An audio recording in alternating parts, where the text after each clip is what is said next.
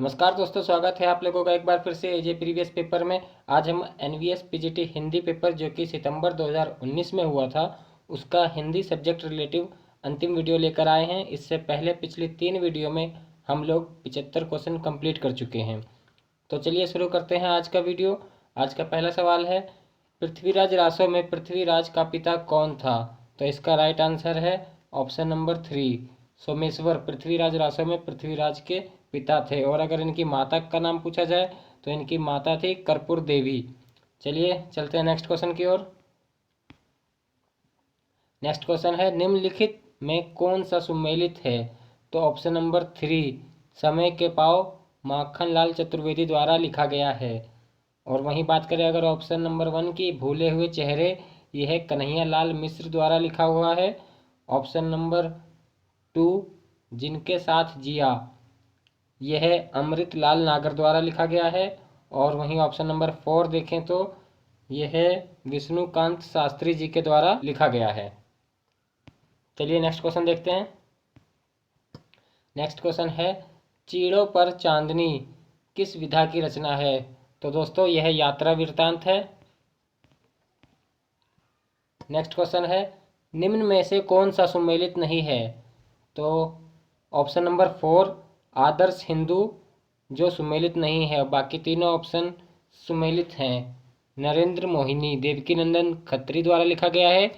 Option number 2, अधखिला फूल अयोध्या सिंह उपाध्याय द्वारा लिखा गया है। ऑप्शन नंबर 3, गुप्तचर गोपाल राम गहमरी द्वारा लिखा गया है। और अगर ऑप्शन नंबर 4 की बात की जाए तो आदर्श हिंदू मेहता लज्जा राम शर्मा द्वारा रचित है। चलिए चलते हैं नेक्स्ट क्वेश्चन की ओर। नेक्स्ट क्वेश्चन है, रामचंद्रिका का रचना समय है? तो ऑप्शन नंबर 2 राइट आंसर है। 1601 ईस्वी जो है रामचंद्रिका का रचना समय है।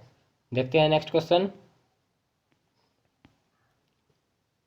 नेक्स्ट क्वेश्चन है, मोरा जोबना नवेलरा भयो है गुलाल, पंक्ति किसके द्वारा रचित है? तो यह पंक्ति अमीर खुसरो द्वारा रचित है। नेक्स्ट क्वेश्चन है, मीराबाई की रचना नहीं है? तो प्रेम वाटिका मीराबाई की रचना नहीं है। प्रेम वाटिका रसखान जी द्वारा रचित है। और बाकी नीचे तीनों रचनाएं मीराबाई द्वारा रचित हैं। नरसिंह जी का मायरा, रुक्मणी मंगल, नरसिंह मेहता की हुंडी। चलिए देखते हैं नेक्स्ट क्वेश्चन। माइकल मधुसूदन कृत मेघनाथ वध का हिंदी अनुवाद किसने किया? तो मैथिली शरण गुप्त जी ने माइकल मधुसूदन दत्त कृत मेघनाथ वध का हिंदी अनुवाद किया था। चलिए चलते हैं नेक्स्ट क्वेश्चन की ओर। नेक्स्ट क्वेश्चन है, निम्नलिखित कौन सा शब्द देशज है? तो यहाँ डिबिया जो है देशज शब्द है, अपने ही देश में उत्पन्न हुआ है। पहले से बहुत धीरे बोलने वाला में कौन सा पदबंध है? तो ऑप्शन नंबर 1 राइट आंसर है, क्रिया विशेषण पदबंध है। चलिए नेक्स्ट क्वेश्चन देखते हैं। निम्न में से कौन सी हरिवंश राय बच्चन की आत्मकथा नहीं है? तो ऑप्शन नंबर 4 जो है यौवन के द्वार पर, यह हरिवंश राय बच्चन द्वारा रचित नहीं है। इसे नगेंद्र जी द्वारा लिखा गया है। और ऊपर की तीनों रचनाएं हरिवंश राय बच्चन द्वारा रचित हैं। नेक्स्ट क्वेश्चन है, गुप्त संदेश जिसे द्रुत डाक द्वारा तत्काल भेजने का आदेश होता है उसे कहते हैं? Option number 2 सेमीग्राम। तो सेमीग्राम राइट आंसर है यहाँ पे। नेक्स्ट क्वेश्चन है, प्रशासनिक टिप्पणी का दूसरा नाम है? तो ऑप्शन नंबर 4 राइट आंसर है, नेमी टिप्पणी। चलिए नेक्स्ट क्वेश्चन, निम्न में से कौन सा सुमेलित नहीं है? तो ऑप्शन नंबर 3, रौद्र का जो स्थायी भाव होता है वह है क्रोध होता है, उत्साह नहीं होता। चलिए नेक्स्ट क्वेश्चन देखते हैं। काव्य मंजूषा के रचयिता हैं महावीर प्रसाद द्विवेदी। चलिए देखते हैं नेक्स्ट क्वेश्चन। यहाँ पे पद्यांश दिया हुआ है, तो आगे आने वाले 5 क्वेश्चन जो हैं वो पद्यांश पर आधारित हैं। इसलिए हम लोग पहले पूरा पद्यांश पढ़ते हैं, फिर आगे को क्वेश्चन देखते हैं। तो पढ़ते हैं फिर। धीरे धीरे बढ़ा चरण, बाल्य की केलियों का प्रांगण, कर पार कुंज तारुण्य सुघर, आई लावण्य भार थर थर, कांपा कोमलता पर ससर, ज्यों मालकोस नव वीणा पर, नेस सौपन ज्योतु मंद मंद, फूटी उषा जागरण छंद, कापी भर निज आलोक भार, कापा वन कापा दिक प्रसार, परिचय परिचय पर खिला सकल, नभ पृथ्वी द्रुम कली किसलय दल। पद्यांश पर आधारित पहला प्रश्न है, किसलय का अर्थ होता है? तो किसलय का अर्थ होता है नव पल्लव। चलिए नेक्स्ट क्वेश्चन देखते हैं। पद्यांश में किस अवस्था का चित्रण है? तो दोस्तों इस पद्यांश में युवा अवस्था का चित्रण किया गया है। देखते हैं नेक्स्ट क्वेश्चन।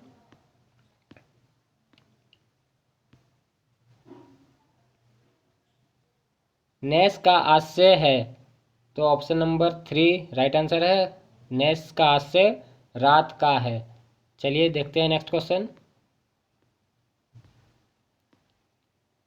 नेक्स्ट क्वेश्चन है, कुंज तारुण्य में कौन सा अलंकार है? तो यहाँ रूपक अलंकार है। ऑप्शन नंबर 4 जो है वह राइट आंसर है।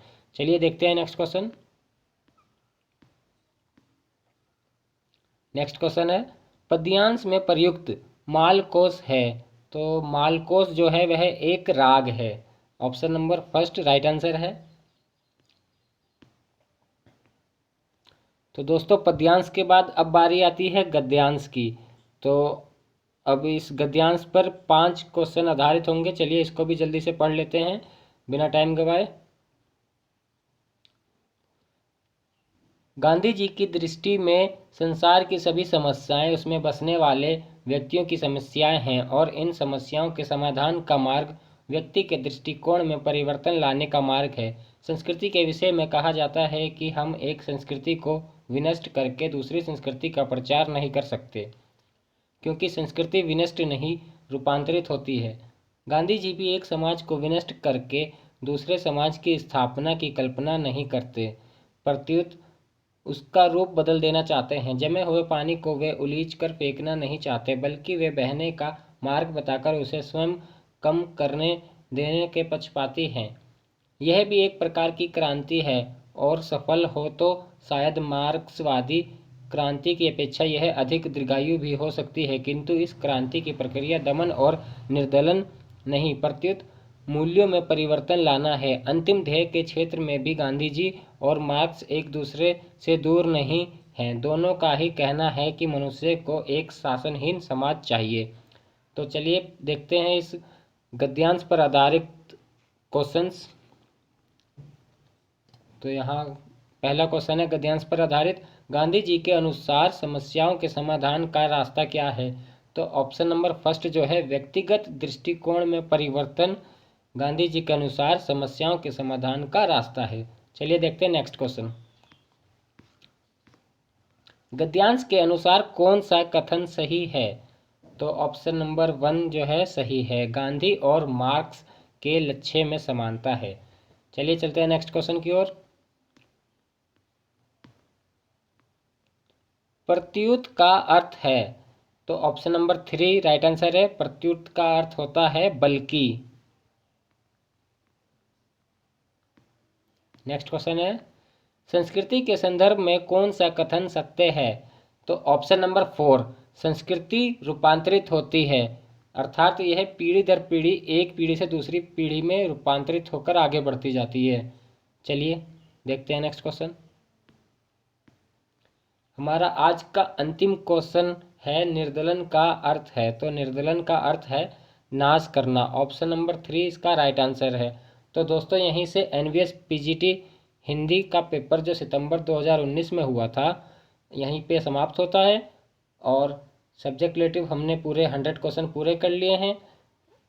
वीडियो पूरा देखने के लिए धन्यवाद और वीडियो को लाइक शेयर एंड सब्सक्राइब करना बिल्कुल भी ना भूलें दोस्तों। मिलते हैं जल्दी ही TGT हिंदी के पेपर के साथ।